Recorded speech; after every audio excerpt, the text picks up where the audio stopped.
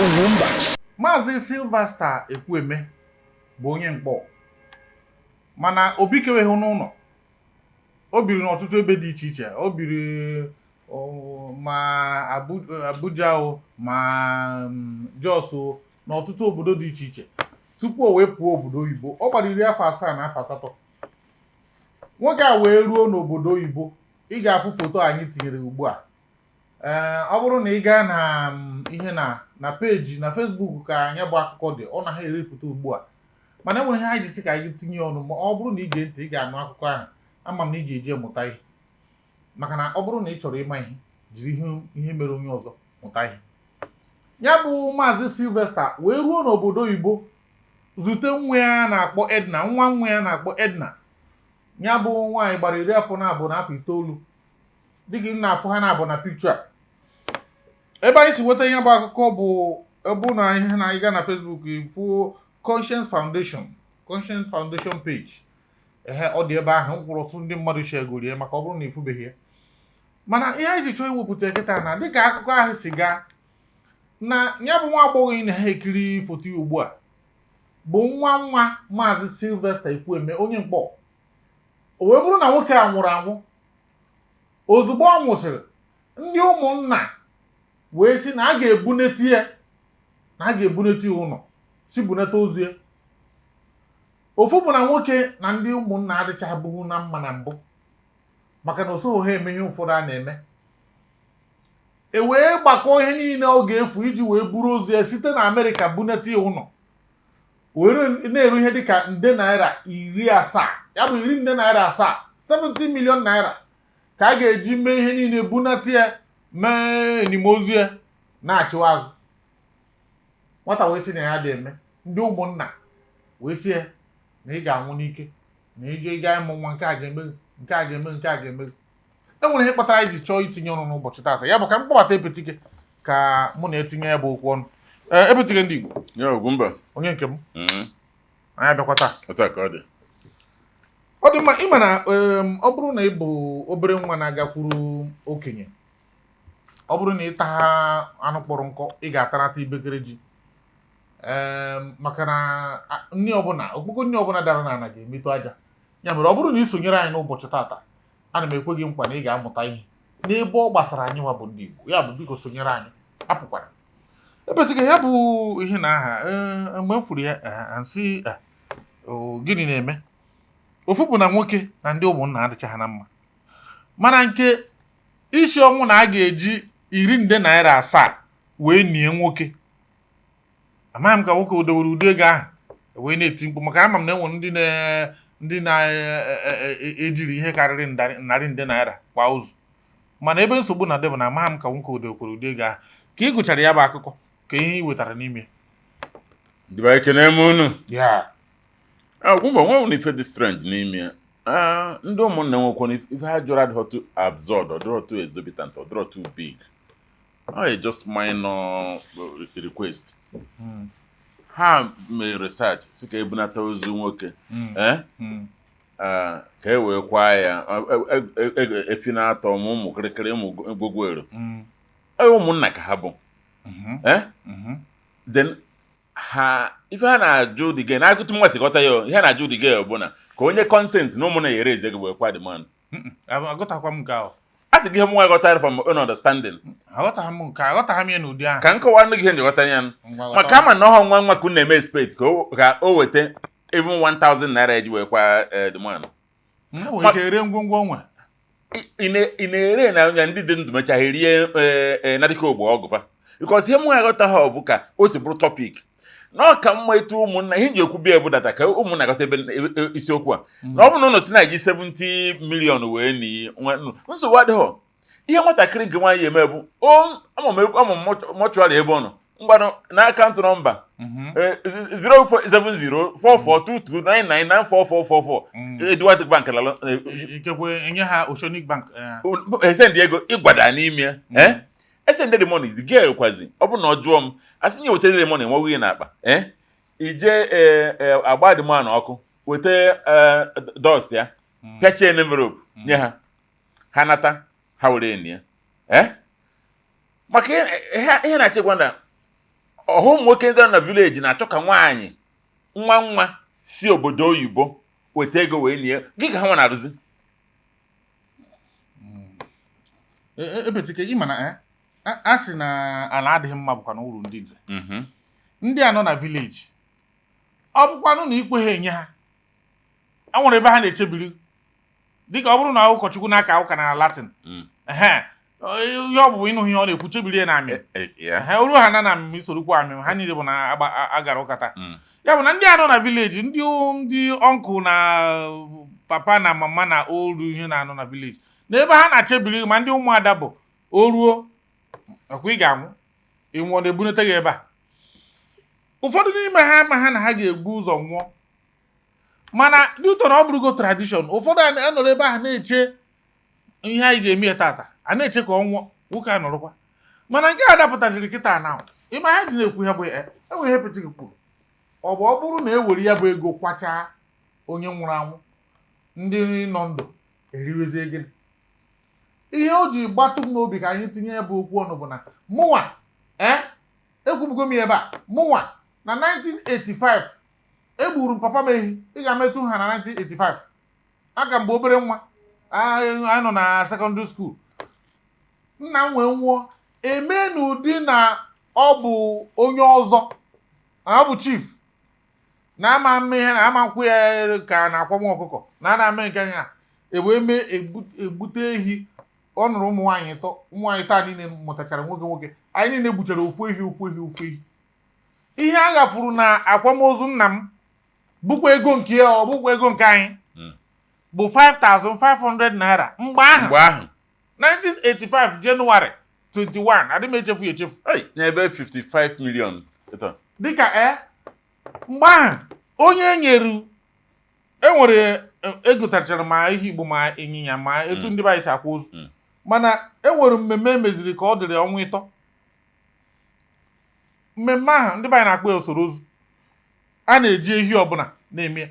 ihe e nyere onye gara gote ehi eji mee usoro ozu after 3 months bụ 300 naira 300 naira ahụ bụ ma ehi Hausa ahụ ma moto agbaria ahụ ma chenji ọbụla nna jide na amanichi iji ebe a na ka i wee mara 300 naira 1985 asị na ego ruru 55 million kịta ịma iwe m na emewere ya bụ ihe mechaa ya o rughị ọnwa one ma one m chọọ inene WAEC senior secondary maka anyị nwa bụ ndị mba ọ junior WAEC ka anyị na ebe 85 achọwa ego a ga-eji mee ihe ndị a niile tara ehi ndị a niile na-asị ya ogbu ehi ụfọdụ enweghị dị onye in fact e nwere onye nke m gakwuru ga ka m bitie 20 naira ọsị m na ọ dị ya bụ na mgbe ụfọdụ ihe a na-emefu n'ozu bụ ha na-eme otuto togbu na-egbuwa nkịta ngwa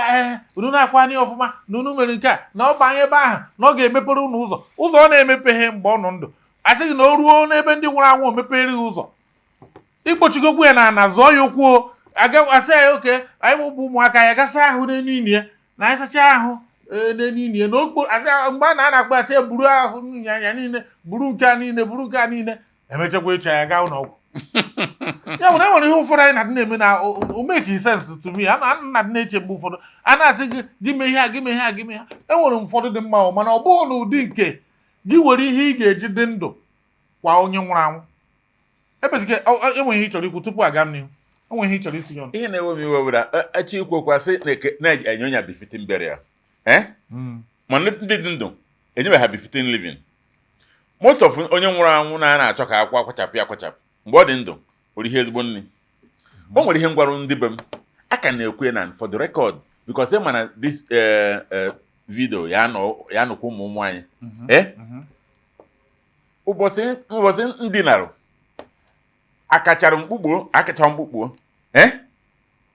unu ewee pụta nkuni ebe na wee metapịapụ onye ọbara mkpụrụ ọkwụ n'anya maka Chukwu enyego grace alisi ndụruo ndụ ruo kịta chere ka m bịa asị m dị nke abụọ bụ na ụmụnne ewe gbakọrọ si ụnụ data na-eweta efi nke a eweta nke a maka ewego epetike onye ahụ si weta efi a je natara m ofu ụmụ m jide ego ndobe ego a eji wee egbuo efi gbuo na efi medobeghị ego abụrụ atụrụ ruru gbuo na ya ana ọ bụ na ife ọ ya ekwedo mmesef asị m nyocha gonu cabin biscuit onye agha ya na akwụ mana izizi ikezi mecha kịta one gosia gift item with the corrective gift item n'uyi enye ụtarị sokwo na ana ke ife eji ị na n'iyi eme mmadụ nwụọ eburu pens and labor bụ ndị dị ndụ like ihe okwu kịta erichaghị ego ị na-eriri ọ na-achọ ego ya eji junior wayek afọ ya 15 naira mgbe afọ ya mana erigo nnukwu n'ego niile ya erike ewe ka gịnị wee mee back to ihe na kịta ekwu this man at 78 o meghagiri n'ihu ụmụnna na-ekwu ịgwa the story ya na ha emagiri because most of ihe abụrụ not outdated na ọbịnya chọrọ ime ọnwụzie unu elesoba niile anyị ma ọ nwere ihe nkọrọ na episode anyị mere one of my neighbor mgbe ebi obodo oyibo onye izu ọgụ ọnwụ ka nna ya nwụrụ etu maka ọ chọrọ elu kitchen line enweghị ụlọ ndị a wee chụrụ ya wee buo ji na aja bute na ehi na-atọ iwu megidere na ehi na-atọ na enweghị ya na nna ya ekunye ebe ọ nọ gbupụ ihe na-ekwere ya egwu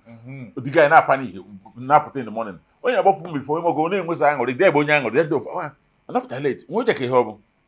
ọ sị m na nna ya nwụrụ mgbe ogwute m sị nna gị nwere ọ sị na onye bụ nsogbu ya ya ka ebu nsogbuzi onye nna ya nwụrụ ọ sị m na ihe na ụmụnne nna ya na-atọ kpọrọ ya gwa na-efi na-atọ na ka ntụ unu dịalụ ogwucha nsị efi na-atọ ya na nsogbu adịghọ nsị ọnya bụ nya bụ ọ sị na edo the money na ibu na ihe ejere na parents enwu na ebe nya binye sịkọlụ ọdụkọ 3 4 rooms nke a na n'isi aja ụlọ ogologo n'ọnya na ego eji wee ego ebe ka esi fue nsị na-ego efi ọ sị ha nsị ụtụtụ echi niile kpọọ nwanne nna gị nke dị ọkpara ịkpọ ya isi ya biko na-ịchọ ka egwu ya na nwanne ha nwụrụ ebe na-edire ihe na-atọ na ya eweta ofu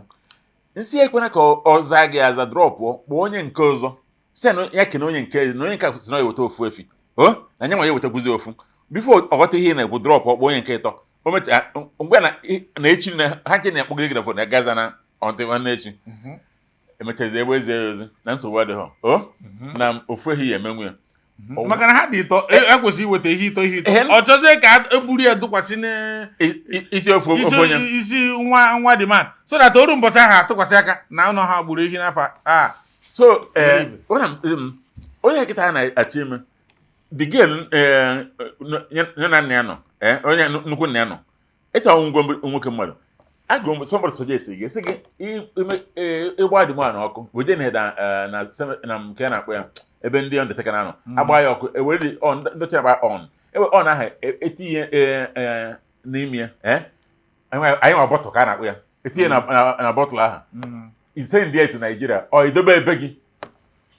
ụmụ na be anyị ọ na-abụ mmadụ nwụọ na ala Igbo ike somebody nwere accident ma ọ nwụrụ na mmiri na amaghị ife ebe eje bute ojoko ihe akpọ ojoko plantain plantain egbubie ojoko ewere etinye akpati were akwa dị person yikwasị ya ma ọ kpuchie ya kwa ya atụ onye ahụ so ụmụ na ndị a chọrọ ịkwado man ha ji ebute ojoko tinye na akpati ma ọ were picture the man tinye na akpati tikwasị akwa n'ozu because isi America ma ọ bụ isi obodo ebe ana nzuzu dị na isi obodo ebe nata ozu na Nigeria ụfọdụ sef ndị association na-eme ya o nwere ka anya nwa sị na ozu nwa ewe atana mba eji association atụkọta ego were over $30,000 at times $50,000 from Erika Japan bunata ozu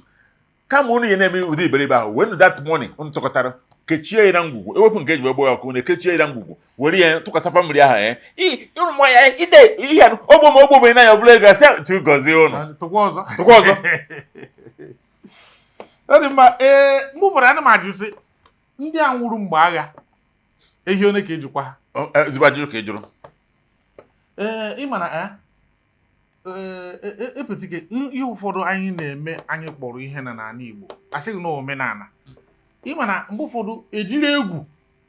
mgbe m kọrọ akụkọ onye kpọrọ m n'ekwentị si m na enwere ebe a rịpọtụ m n'ụfọdụ ndị a nchọ ha n'ime sighị n'ọhịa asịghị na omenala na ọ bụrụ na imehie na nke a ga-emeghi na nke a ga-eme na nke ọzọ ga-emeghi ihe tọrọ m ụtọ na akụkọ ahụ bụ na nye bụ onye kọrọ akụkọ cheru ihe a mere kemgbe last year ka last 2 years ka o mere last year ka o mere mana nwatakịta na-anụ na di mụta nwa Okay. enweghị ihe mere ya onwụghịzi n'afọ ime etu ndị a si yie ya egwu ya bụ na ihe anyị na-ekwu bụ na enwere ihe dị iche na omenala na arụrụ ala maka na ihe ụfọdụ a na-akpọ omenala ọ bụ na inene ya ọfụma o meghị sensị to ndị dị ndụ mana ndị ụtọ na-asịgo ohu na ihe a bụ etu a ka esi eme ya na ndị nwụrụ anwụ ga-eme nke a ndị mmụọ ga-eme nke a chaa ndị nwụrụ anwụ adịghị emechi aka ọ bụrụ ndị be anyị maka na mgbe ha dị ndụ ha mara etu ụwa dị mana mgbe ụfọdụ bụ ihe na-atinyeru dịka ihe ha tinyeru na etu a ka ha si chọọ ịdị na-eme ya dịka ọ bụrụ na ị ga-aba klọb enwere ụfọdụ klọb ọ ga-abụ ịba asị gị na-ekwe na onye nwụrụ anwụ onye nwanne onye otu ha nwụọ na a na-atụrụ ya 55 million na ọ bụrụ na onye otu ha nwụrụ na a na-atụrụ ya 10 million abịazinye ihe list ihe a ga-enye ha na ọ bụrụ na onye ahụ ikekwe ịnọ na klọb ahụ abụrụ na aka daa agha ifedatara mgbe ụfọdụ ịtụta 5 million ahụ na-abụ nsogbu maka na afụgo m onye ọgaranya mechara daa onye ọgaranya dara ada ma ego nri bụ rie problem mana onye a nwee property worth millions of naira ụfọdụ bụ achọ ire property na ama mfụ ndị ga-egonwu dị property ahụ na back to ihe anyị na-ekwu gbasara klọb papa m so na ndị nze na ọzọ na be anyị mgbe ọ nwụrụ it is expected na dịka onye nze na ọzọ na ị ga-edowe ihe a ga-ejikwa maka erute de ha ada ayọ mmanya anyọ ha ada eri nri o maka ndị nze ahụ ada eri nri n'ezi mana ị ga-ewepụta ihe niile e kwuru na a ga-eme ihe na nye ha ọ bụrụ na a chọrọ igbu nke a ọ bụrụ ihe ị ga-abanye n'otu ụfọdụ banyerie n'ọnwụ ha ụmụaka ha enweghịzi ike imezu ihe ahụ e kwuru dịka na ihe a bụ ihe a ga na-emerịta ma ọ bụrụ na ifu na nsogbu ada mgbe mpa m nwụrụ abịarịsị nwere onye chọrọ ịnọchi ya dịka ọzọ ụmụnne m ndị tọrọ m sị na ha achọghị ịnọchi ọmụ a bụ ihe ga-esi mgbe ahụ ị ga-abụgote etu dị na ebidozie nyewezie ya afa dị etu a so that ebe a nwụrụ irute isoro ndị ọzọ na ndị ihe na nọrọ nsị na-enweghị ihe nji eme ọ dịkwa ka mma maka na etu ọnọdụ si gbanwee ka nwoke nwụrụ ịma dịka nwoke nọrọ like this enwere ihe ụfọdụ na-adị na-emeri ọ kachasị anyị nwa bụ ndị papa fụrụ n'anya ndị a mụtara ka aka agụrụ nka a na-emere anyị ụmụ ha m ga-asị na eji silver spoon wee mụọ m zụọ m zụrụtezie m anọkọta ọnwụ na-asịsịa m ha niile ma nna ma nne ifụkwazi plastik afụgoro ma nke ụmụaka na-akpụ akpụ afụzime o wee daa nke bụ na ọ bụrụ na m kwetere ndị a ga mere na-apụta kịta na-etu m ọzọ dikto na egburu ihe nwere egwu ndị be ya na-akpụ igede ọ ga-abụ irutela nchọwa igbe ya ewere ụdị omenala ọ kara ịbụ ọ bụrụ na m mere mgbe ahụ ha akwụrụ ọtọ buru egwu soro m n'azụ kpagharịa anaghị eme ihe na ana m eko fụra emechaa achọ m onye ga-enye m ego moto onye ọkara ga-ebe ebere m ego ihe a niile bụ nzuzu biko anyị ga-echenji ụmụ ihe ụfọdụ a fụrụ na ya bụ ihe abụ ọ bụrụ biko epechike ka mkpu nka ọ bụrụ na ị nọ n'ọnọdụ a na ndị ụmụnna na ndị ụmụada chiri n'ihu ka ọ bụ na ị ga-eweta ego dị etu a ma ọ bụ na ị ga-eme ya etu a ijighị ya ị ga-eji mee ya biko kpọọ anyị n'ekwentị kpọtụrụ Ugwumba na anyị ga-akwado ọ bụrụ na steeti gọọmenti ga-enidiri imit anyị mitie ha ewepụta ama m na steeti ọbụla nwere iwu ihe gbasara akwamozu maka na ndị be anyị emewenye ọ dịka ọ bụzi ihe ara ebe ọ nọ na-ewe m iwe bụ na e nwere ofu onye ofe mmanụ m fụrụ soshia ya bụ stori ihe o dere ya bụ dị gịnị iberibe dị n'ala Igbo ọ ya bụ nkọwa okwu bụ iberibe dị n'ala Igbo ọ bụrụ onye ofe mmanụ gụchara ya bụ ihe maka na edere ya n'oyibo wee were ya na-akparị ndị Igbo a na ezigbo eziokwu ọ bụ iberibe before ọ bụrụ na m ese ịkpọ Ugwumba n'ụdị ihe a mee ọkwa protocol ka anyị nọ na ya achọba gọọmenti na ndị otu maka ngwa ụlọ asa epetike ndị Igbo n'ime obi eziokwu ụmụnna na ụmụnne na ụmụada bụ achọrọ ya solidarity ọ bụ na asị na-enidiri efi na abụ iji wee kwa ozu nke maka ejekwa ụmụnna si gịnị ka unu ji wee bụrụ ụmụnna gbanụ biko nụ n'iji ho mana na ịchọ ka ha ncha na-etụkọta ego ka e wee jekọọ ozu n'ọnwa nne ụnụ nwanne ha ka ọ bụ ka uru ọzọ eritefa ka m gwa na ihe ọzọ ịkọrọ ekonyefa ọ dị ka obere na-agba bọọlụ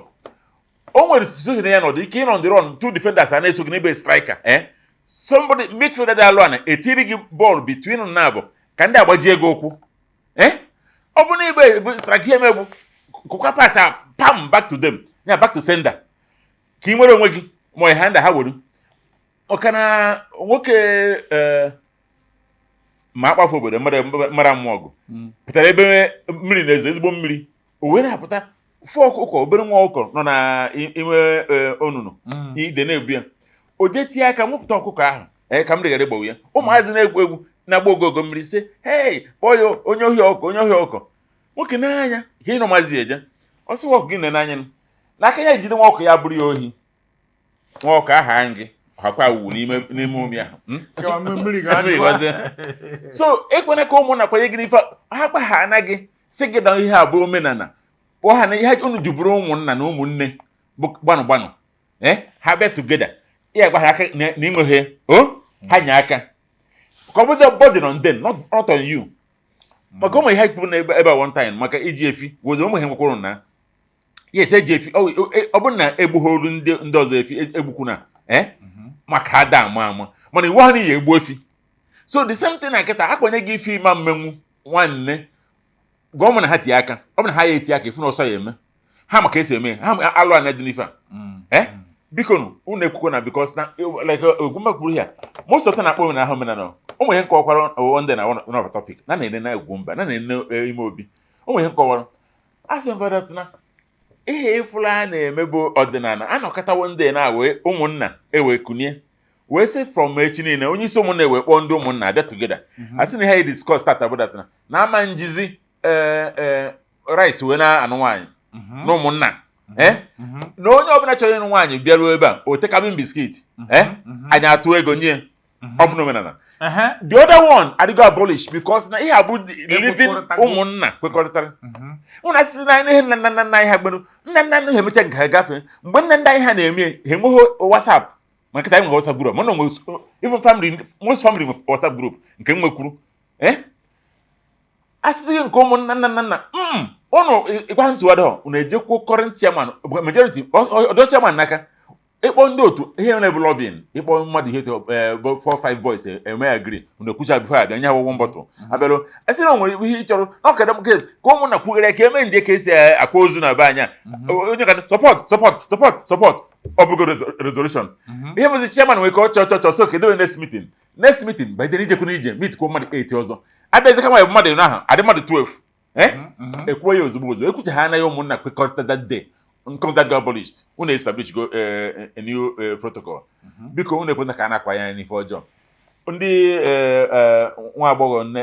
a na-achọ ka a na-akọrọ ihe n'iji eji bụ nwaanyị ji akwụkwọ grandfather ihe na ọnụ onye brivo na ọka ya mkpa ya weta ego ka o wee sozuo nke nwe emechi na-ekene ịgba na fon tankụsa ma ọ weta nke ikwete nke iwe wee tankụsa nwekọ tankụsa bụ ezigbo asụsụ anyị ekenekwe nwe ụnụ ọ dị mma esi agbakọ ọnụ kwenye kwanye nwada n'unu ọ da ha n'afa maka na ekwekọrịtara ihe agbụ ha ekwekọrịtara exactly ihe agbụ okwu ma bụrụ inu adịkwa ama ama ka ọ ghara ịbụ gị na na-achọ onye ga-akwanye n'unu maka na ekwekọrịtara adịkwa ama ama enwekwara nke na-eme ha mana ihe agbụ okwu ma bụrụ inu ihe ha ji na-ekwu bụ na ụmụ ihe ụfọdụ ọ na-agbụ eme ụmụ ndị ọzọ agazi etinyewezi ya arụrụ mana si gị na etu a ka echi na etu a ka esi mba ịpịacha okwu nke m bụ na agwakwuna m nwunye m gwakwa ụfọdụ ndị nọ m nso na ebe ọbụla mmadụ nọ nwụọ ana dị ebe ahụ nye ya n'ime ya bụ ebe ọbụla akwado oge m retirement orugo mgbe m ga-ana village achọghị m ka isi agha oju m n'isi tupu a na village mana ọ bụrụ na ọnwụ nke m dapụta na nnọọ etu anyị ka nọ na Lagos na nnọọ na Lagos wee nwụọ ichie ka ego one m dewere na akaụntụ na ego one m wọtụrụ ọ bụrụ na o zughị ụmụ oke mmemme a na-eme biko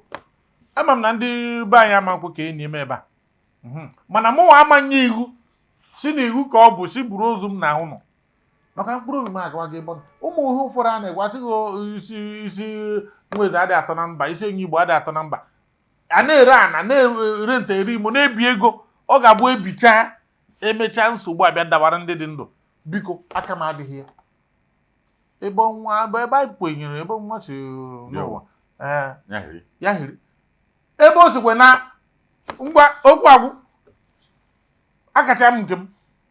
akwado m ihe Ekpetike kwuru kwenyere n'ebe ọbụla a nọ ihe na ebe ọbụla a nọ tụọ bọmbụ nya daa n'ihu ọgụ ka ngwa unu nke bụ eziokwu na akachakọ nke maka nke fụ ntị unu ekwena ka akwanye ụnụ efere ya a na-eme onye nwụọ ndị dị ndụ ka ahapụ responsibility ọ bụ ha na onye ahụ edoghị ife anyị ji wee kwa ana gị nwee nweghị o mee dị iche na iji na n'iji ọ bụ na iji chọọ iweta maka na ya bụ onye nwe ma ọ bụ na iji ụmụnna na-atụgharị ife anyị eme ọha na izu ha ncha niile tụta nkefa and outside that zoro nwe gị ike onye nwụrụ anwụ agwaghị mgbada ndị be m a sị mfa na ofu ụgwọ ụnụ ji m bụ ndị na bokena na tim maka ihe mzi bokena na abụna na o nwere ike ụdị isi mma esi ụnụ na ụnụ hapụ na ha abụkịghị ana ụnụ achọ wudere ya eri ozu onye bokena na tim nke asọ ọkwụma akacha m Ekpetike Ugwumba okwu gwuru ọ na-adị ya